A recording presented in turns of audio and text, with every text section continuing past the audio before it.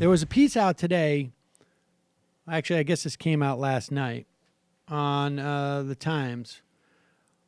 Republican rift over Medicaid and opioids imperils Senate health bill. You don't really have to read into this to know bullshit. This is bullshit. A growing rift among Senate Republicans over federal spending on Medicaid and the opioid epidemic is imperiling legislation to repeal the Affordable Care Act that Senate leaders are trying to put a vote on by the end of next week. I'm going to dig down through here, but first I want to play this video. Chris Murphy on Chris Hayes last night speaking about, and this piece is all about the moderate Republicans. And this, what we're watching now is basically Operation Fig Leaf. Operation How Do We Cave?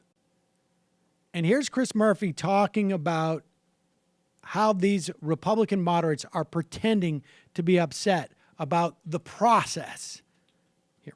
Let me start with the procedural objections being made rhetorically by your Republican colleagues that they don't like the process.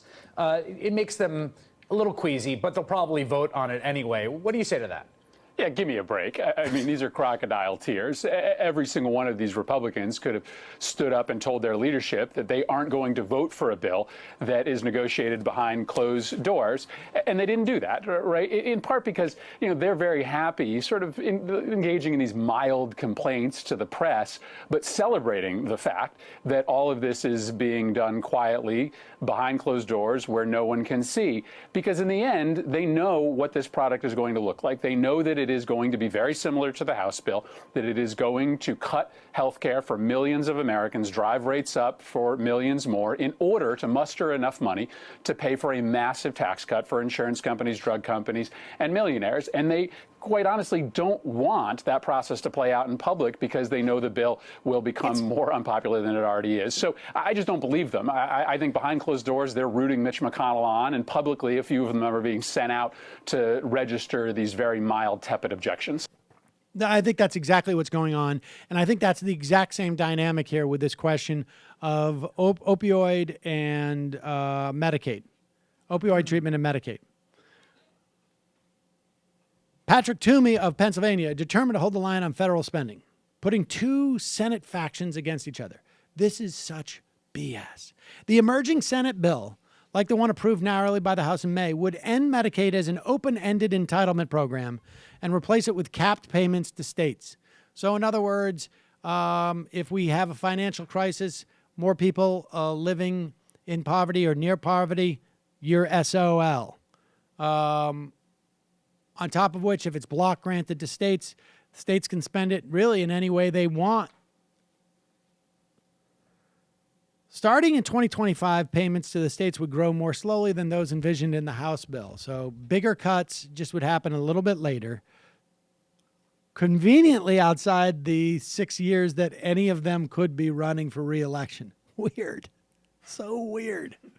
Anyways, the emerging Senate bill, like the one approved narrowly by, Republican senators from states that have been hit hard by the opioid drug crisis have tried to cushion the Medicaid blow with a separate funding stream of $45 billion over 10 years for substance abuse treatment and prevention, now covered by the expansion of Medicaid under the Affordable Care Act. So in other words, you get this, right? They want a different program that will sunset over 10 years, that will supplant the Medicaid money. So it'll sunset in 10 years. But that is running into opposition from conservatives. They've been tussling over the issue with moderate Republican senators like Rob Portman of Ohio, Shelley Moore Capito of West Virginia, Susan Collins of Maine. Without opioid funding, Mr. Portman cannot vote for the bill, he said, adding, any replacement is going to have to do something to address this opioid crisis that is gripping our country.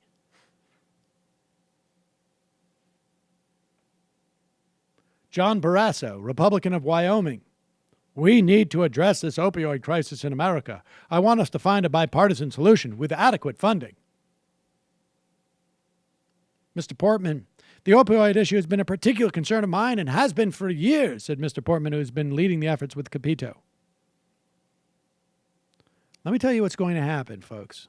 Let me tell you how Capito will capitulate how Portman will parry this issue, how, who else?